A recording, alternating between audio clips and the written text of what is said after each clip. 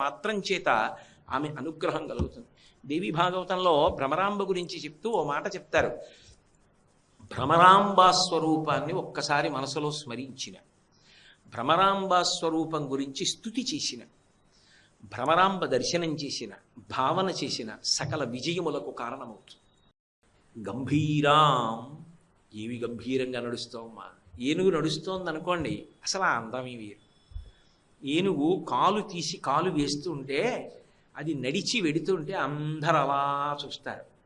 కుంజరగమనే అంటారు ముత్తుస్వామి దీక్షితారు వారు. ఎందుకనంటే వాళ్ళందరూ అనుభవించిన వాళ్ళు.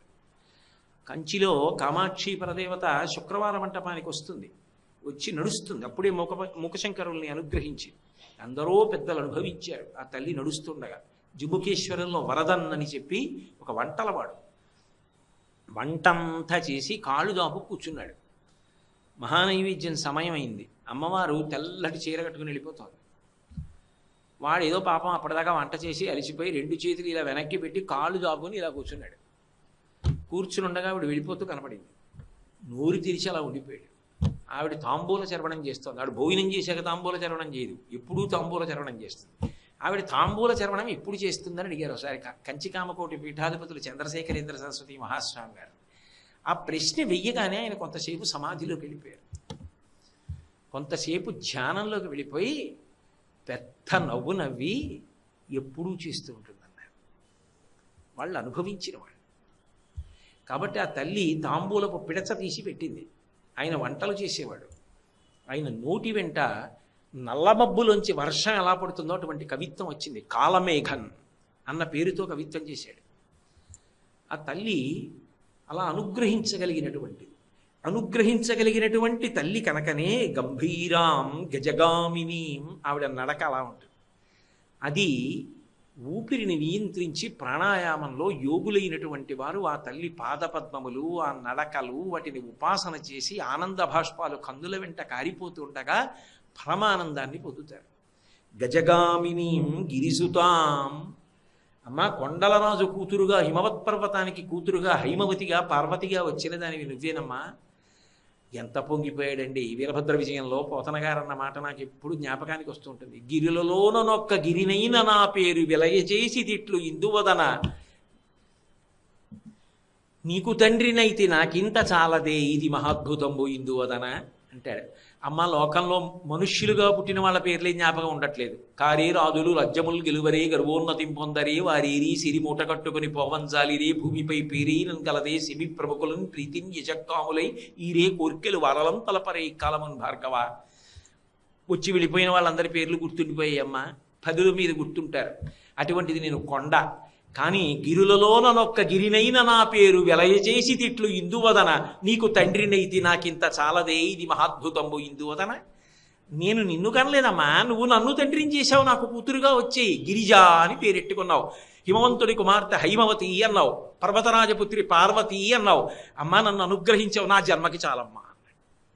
కాబట్టి గిరిసుతాం ఆ పేరెత్తేటప్పటికి ఆవిడ పొంగిపోతుంది. దక్షుడంటే ఎంత విసుక్కోవలసిన అవసరం, హిమవంతుడి పేరు చెప్తే ఆవిడకి అంత సంతోషం. కాబట్టి గిరిసుతాం గంధాక్షత అలంకృతాం, భ్రమరాంబా స్వరూపంగా అమ్మవారిగా ఆవిడికి అత్యంత ప్రీతిపాత్రమైనది అలంకారం. పూజలో గంధాలంకారము, అక్షతలు. అక్షతలు అంటే నడుము విరిగిపోయిన బియ్యం కాదు, చక్కగా పొడవుగా ఉండి పసుపు అలదబడినటువంటి బియ్యం. అందుకే మనం ఈ దేవీ నవరాత్రుల్లో బహుశా రేపే ఉందేమో గంధాక్షతలు. అది కూడా ఏది, సాన మీద తీసినటువంటి గంధం, సువాసనాభరితమైనటువంటి గంధం. అటువంటి గంధాన్ని తీసుకొచ్చి అమ్మవారికి అలది ఆ అక్షతలతో పూజ చేస్తారు. అది అమ్మవారు మహాప్రసన్నురాలవడానికి కారణం. కాబట్టి గంధాక్షతాలంకృతాం. ఆ తల్లి గంగా గౌతమ గర్గసంనుతపదాం. గంగా సమస్త ప్రాణుల యొక్క పాపమును తీసేస్తుంది. మహోత్కృష్టమైనటువంటి ప్రవాహం. శివుని యొక్క జటాజూటానికి తగిలి ఆయన శరీరానికి తగిలి పడినటువంటి ప్రవాహం. భవంగపతితంతోయం పవిత్ర విధిపస్పృశు అంటారు రామాయణంలో. రంగత్తుంగ తరంగ సంఘములతో రంజిల్లు ఘోషంబుతో బంగారంబగు పొంగుతో నురగతో పువ్వాట తుంపర్లతో భంగుల్ సల్పుచు జంగలించుత నభో భాగము నుండి జారన్ గంగమ్మను దాల్చితే శిరవునన్ రంజిల్లు తుంశంకర అంటారు. అటువంటి గంగ ప్రతిరోజు భ్రమరాంబ యొక్క పాదములకు నమస్కారం చేస్తుంది. గంగా గౌతమ మహర్షి కూడా గంగని తీసుకొచ్చాడు. మిగిలిన వాటిని గంగ శబ్దం వేరు కానీ గౌతమి గంగా అంటారు గోదావరిని. కాబట్టి అటువంటి గౌతమీ గంగని తీసుకొచ్చినటువంటి గౌతమ మహర్షి కూడాట ప్రతిరోజు భ్రమరాంబకి నమస్కారం చేస్తాడట. గర్గుడు భాగవతంలో కృష్ణ సంబంధంలో కనబడతాడు. ఊరకరారు మహాత్ములు వారథముల ఇండ్ల కడక వచ్చుటలెల్లం కారణము మంగళములకు మీరొచ్చుట శుభము మాకు నిజము మహాత్మా అంటాడు నందుడు గర్గుడు వచ్చినప్పుడు. అటువంటి గర్గుడు మహానుభావుడు కృష్ణుడికి పేరుంచినవాడు భ్రమరాంబ ఆరాధన చేస్తాట. అందుకని గంగా గౌతమ గర్గసం నుతపదాం గాం గౌతమీం గోమతీం.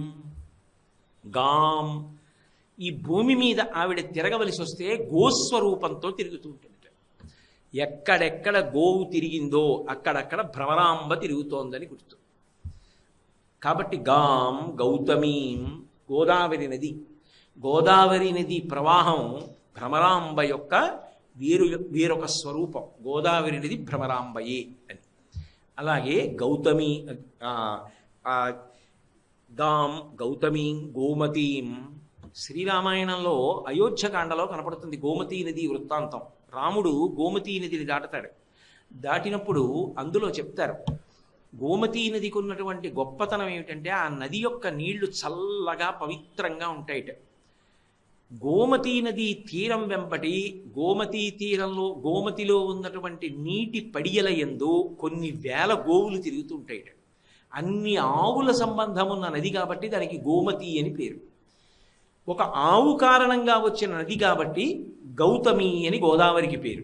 గో అంటే గోదావరి. ఎందుకని గౌతముడు అందరికీ అన్నం పెడుతుంటే దుర్భిక్షం వచ్చినప్పుడు ఒక ఆవుని కావాలని ఒక ముసిలి ఆవు పడిపోయేటట్టు చేసి నువ్వు గోసంహారం చేశావని ఆయన మీద అపనింద వేస్తే మహానుభావుడు తపస్సు చేసి శంకరుడి యొక్క అనుగ్రహం చేత తీసుకొచ్చినటువంటి ప్రవాహమే గోదావరి అయింది. కాబట్టి గోమతి నదికి గోస్పర్శ, గోదావరికి గోస్పర్శ. గోవుగా గొప్పది కాబట్టి ఆవిడ సురభీస్వరూపం. ఈ గోవులన్నిటినీ కన్న తల్లి భ్రమరాంబ. కాబట్టి అందుకే ఆ తల్లి అనుగ్రహము కలిగినది అనడానికి గుర్తు ఏమిటంటే ఓ ఆవు రావాలి. అంకురారోపణం చేస్తే మనం పిలవకుండా ఎక్కడి నుంచో పరిగెత్తుకొచ్చి ఓ ఆవు నించుంది అక్కడ అంటే తల్లి అనుగ్రహించింది అని గుర్తు. అందుకే ఈ సంవత్సరం జరిగేటటువంటి అభిషేకంలో ప్రత్యేకంగా రాజమహేంద్రవరం వెళ్ళి అక్కడి నుంచి గోదావరి నది కలశ తీసుకొస్తున్నారు. అలాగే లక్నో నుంచి ఇతర ప్రాంతాల నుంచి గోమతీ నదీ జలాల యొక్క కలశల్ని తెప్పించారు. ఇప్పటికే తెప్పించి సిద్ధం చేశారు. ఆ గోమతీ నదీ జలాలతోటి గోదావరి జలాలతోటి ఇతర పదార్థములతోటి భగవతికి అద్భుతమైన అభిషేకం జరుగుతుంది ఆదివారం నాడు. కాబట్టి అమ్మ ఈ మూడిటి యొక్క స్వరూపము నువ్వే. గంగా గౌతమ గర్గసం నుతపదాం గాం గౌతమీం గోమతీం శ్రీశైల స్థలవాసినీం భగవతీం శ్రీమాతరం భావయే. అనుకున్న వేళకి గట్టెక్కించగలిగిన తల్లి. ఎవడు ఏ వేళకి ఏది పొందాలో ఆ వేళకి అది వాడు పొందాడనేటటువంటి కార్యక్రమాన్ని చెయ్యగలిగాడు అనేటటువంటి సంతోషాన్ని తృప్తిని ఇవ్వగలిగిన తల్లి ఆమెయే. కాబట్టి అటువంటి తల్లి ఎవరున్నదో ఆ తల్లి భ్రమరాంబ. ఆ భ్రమరాంబ శ్రీశైలమునందు వెలిసి ఉన్నది. భావయే మనసులో ఆమెని ఒక్కసారి భావన చేసినంత మాత్రం చేత ఆమె అనుగ్రహం కలుగుతుంది. దేవి భాగవతంలో భ్రమరాంబ గురించి చెప్తూ ఓ మాట చెప్తారు. భ్రమరాంబా స్వరూపాన్ని ఒక్కసారి మనసులో స్మరించిన, భ్రమరాంబా స్వరూపం గురించి స్తుతి చేసిన, భ్రమరాంబ దర్శనం చేసిన, భావన చేసిన సకల విజయములకు కారణం